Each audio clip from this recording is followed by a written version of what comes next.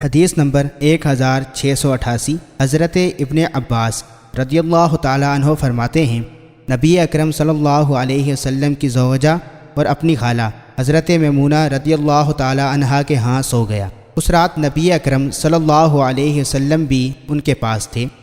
رسول اکرم صلی اللہ علیہ وسلم نے وضو فرمایا، پھر کھڑے ہو کر نماز پڑھنے لگے تو میں آپ کے بائیں جانب کھڑا ہو گیا۔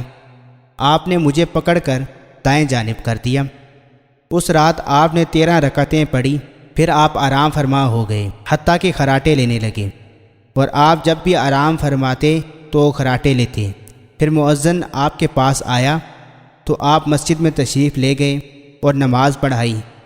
آپ نے نیا وضو نہ فرمایا۔ حضرت عمر فرماتے ہیں، میں نے یہ حدیث قیر بن اشج سے بیان کیا تو انہوں نے فرمایا، حضرت قریب نے مجھ سے یہ حدیث بیان کی ہے۔ میں نے یہ حدیث بکیر بن اشج سے بیان کی تو انہوں نے فرمایا، حضرت قریب نے مجھ سے یہ حدیث بیان کی ہے۔